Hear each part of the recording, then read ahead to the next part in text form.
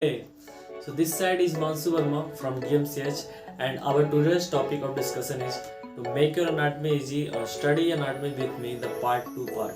In this topic, we gonna discuss about the upper limb. In this topic, we will study what to study and what not to study. It means where to focus on your topic and where not to focus. I mean, what are the those topics which you must have to remember for your exam purpose and your clinical purpose and etc. So before starting the video, I want to say that if you like my video or my work, then please subscribe to my channel and like the video.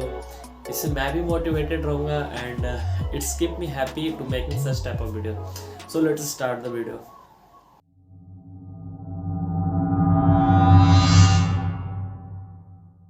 As I told you earlier that in anatomy we have to first study about the structure, that the bones, and after the attachment in it, the muscles, and after that the respected viscera and the nerves which are controlling to that viscera or the muscles, and after that the blood supply to that respected part, tissue, and the that muscles of the body.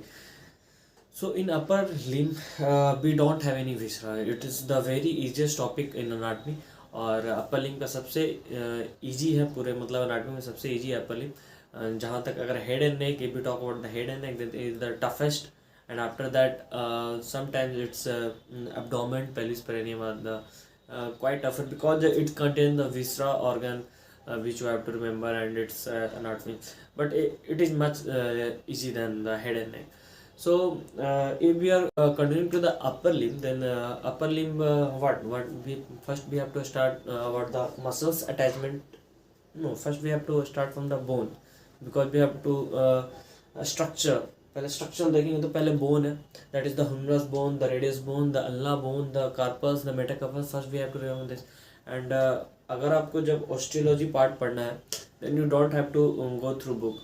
अब book में बहुत कुछ पढ़ा है. देखिए ये anatomy ऐसा subject है जो विजुअलाइजेशन पर्पस का है. सो फॉर विजुअलाइजेशन बोन बिना विजुअलाइजेशन का आपको नहीं समझ में आएगा. तो you have to see the video from the YouTube, the viva was, the वीरन carrier and the etcetera which you like. तो वहाँ से आपको कंटिन्यू करना है.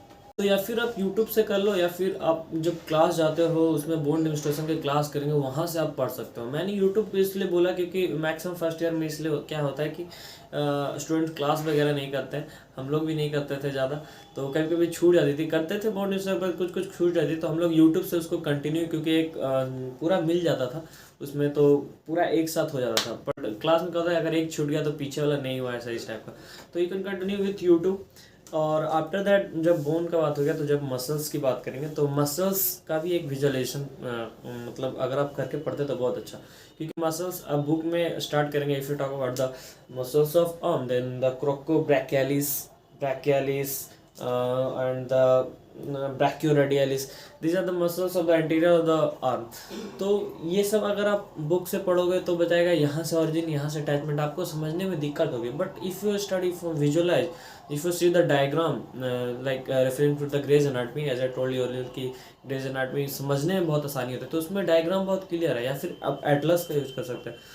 तो उसमें आप देखेंगे कि जब आप विजुअलाइज कर लेंगे कि इसका मसल्स यहाँ से यहाँ अटैचमेंट है, तो आपके लिए बहुत आसानी हो जाएगा याद करने के लिए. फिर जब आप बुक को पढ़ेंगे आफ्टर विजुअलाइजिंग द मसल्स, आप जब आप बुक को पढ़ेंगे तो ये आपके लिए बहुत आसानी हो जाएगा. आप आसानी से बुक से पढ़ के समझ जाओगे. लेकिन डायरेक्ट बुक पे जाओगे तो आपको कुछ समझ नहीं आएगा कहाँ से ऑरिजिन, कहाँ से अटैचमेंट होता है. तो ये सबको आप ध्यान रखो. उसके बाद मसल्स हो गया. मसल्स के बाद इसमें भी कुछ कुछ मसल होते हैं जिससे डेल्टॉइड मसल्स, ये इंपॉर्टेंट मसल, ये एग्जाम में आ सकते हैं, तो ये सबको याद रखना है. तो इंपॉर्टेंट टॉपिक्स मैं इसके बाद कर दूंगा. पहले मैं ये कवर कर लेता हूँ कि क्या क्या पढ़ना है. उसके बाद मान लीजिए नर्व पे आप आते हैं. तो नर्व का मेन फंक्शन क्या है, controlling of the body, muscles control, viscera control, ये सब. तो अपर लिम्ब में तो कोई विसरा नहीं है, तो ज़्यादातर मसल्स, तो मसल्स का मूवमेंट वगैरह कंट्रोल करेगा.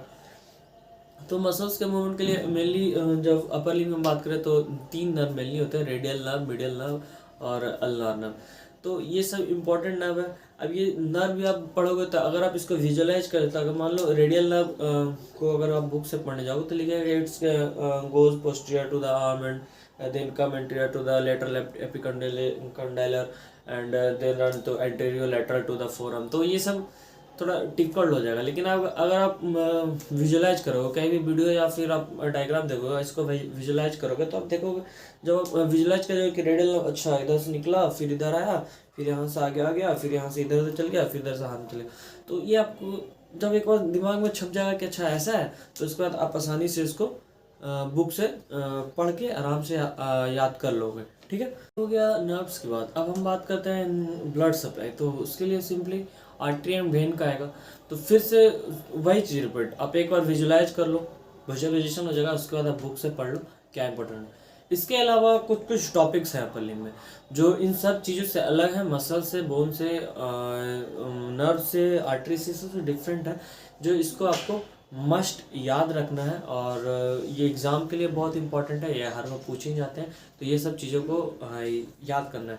इसको मैं आपको एक और बताता हूँ। इसके अलावा मैं इसको आपके वीडियो के लिंक डिस्क्रिप्शन में आपको डाल दूंगा, वहाँ से आप देख लेना क्या क्या इंपॉर्टेंट है, क्या क्या लेस इंपॉर्टेंट है। ठीक है, तो रुको मैं the more important topics are the breast and the mammary gland, और इसका लिम्फेटिक ड्रेनेज हर बार आता है। उसके बाद ब्रैकियल प्लेक्सस। ब्रैकियल प्लेक्सस क्या है, अगर आप नाट पे आप सुन नहीं किया तो पता नहीं होगा, लेकिन अब सबसे पहले पढ़ाया जाएगा आपको में ब्रैकियल प्लेक्सस वगैरह। ब्रैकियल प्लेक्सस के बाद आती है एक्सिलरी आर्टरी। एक्सिलरी आर्टरी वही सप्लाई। उसके बाद cubital fossa, the most important. Cubital fossa मतलब पूछ ही देता है, जहाँ जाओगे क्यूवाइटल फोसा का कंटेंट बताओ। Cubital fossa is nothing, it is not muscle, not a bone, not a artery, not a nerve. इसको एक एरिया है, यहाँ पे आपको मतलब उसको याद करना है, जब आप पढ़ोगे तो समझ में आएगा। क्यूवाइटल फोसा होगा, इसी तरह एनाटोमिकल स्नब बॉक्स होगा। These are the more important topic, इसको आपको मस्ट याद ही करना है। इंपॉर्टेंट टॉपिक जैसे कि डेल्टॉइड मसल्स हो गया, रोटेटर कफ के मसल्स हो गए, एनास्टोमोसिस अराउंड स्कैपुला बोन के जो एनास्टोमोसिस है, ये सब पढ़ना है। Brachial artery, profunda brachial artery, radial artery, ulnar artery, medial radial ulnar, ये तीनों नर्व याद करना है। इंट्रिंसिक मसल्स याद करने हैं जो हैंड के। इसके अलावा कुछ कुछ और टॉपिक्स होते हैं जो मतलब आप जब आप पढ़ोगे तो आपको लगेगा कि हाँ हाँ ये इंपॉर्टेंट है। तो ये तो मेनली जो टॉपिक है जो मतलब हर बार पूछी जाती है, ये सब आपको याद रहना ही चाहिए। उसके बाद जब धीरे धीरे आप पढ़ोगे तो आपको समझ में आएगा क्या इंपॉर्टेंट है, क्या इंपॉर्टेंट नहीं है। तो ये था हमारा अपर लिम्ब से रिलेटेड, क्या इंपॉर्टेंट नहीं था और किस तरह से आपको पढ़ना है। तो जैसे मैंने आपको पहले भी बताया था कि विजुअलाइजेशन के लिए आपको ग्रेज एनाटॉमी बेटर रहेगा। तो विजुअलाइज करके अगर पढ़ना चाहते हैं तो, क्योंकि एनाटॉमी टोटल विजुअलाइजेशन है। उसके बाद लेकिन जब आप एग्ज़ाम के लिए जाएंगे तो एग्ज़ाम में आपका सिर्फ विजुअलाइजेशन काम नहीं करेगा, आपको उसके साथ आपको लिखना भी है। जैसे आप रेडियल नर्व अगर विजुअलाइज कर लिए कि इधर से इस साइड आया, इस साइड से आया, इधर इधर चल गया, जैसे मैंने विजुअलाइज कर लिया था तो बस दिमाग में रहता था। लेकिन जब उसको एक टर्म में लिखना होता है कि किसके आगे किसके पीछे, तो इसके लिए तो आपको बुक को पढ़ना पड़ेगा। जैसे कि आप रेडियल नर्व, जैसे यहाँ से एंटीरियर इधर आ जाता है तो आप तो माइंड में तो आपका है कि यहाँ से आगे आएगा, लेकिन किसके आगे आता है, तो लैटरल एपिकॉन्डाइल हुआ, उसके एंटीरियर आ जाता है, उसका लैटरली रन करता है फोर आर्म के लैटरली एंटीरियर रन करता है। तो इस तरह से आपको मतलब बुक से पढ़ के आपको याद रखना है। तो ये सब चीज़ इम्पोर्टेंट है अपर लिम्ब में, आप अच्छे से पढ़ें। कोई भी दिक्कत होता है कमेंट में आप ज़रूर लिखें और बताएं कि आपको मतलब क्या चीज़ पे और वीडियो चाहिए। कोई भी दिक्कत हो तो बताएं, और मेरे वीडियो को अगर आपको अच्छा लगता है तो लाइक और सब्सक्राइब जरूर करें। Thank you for watching.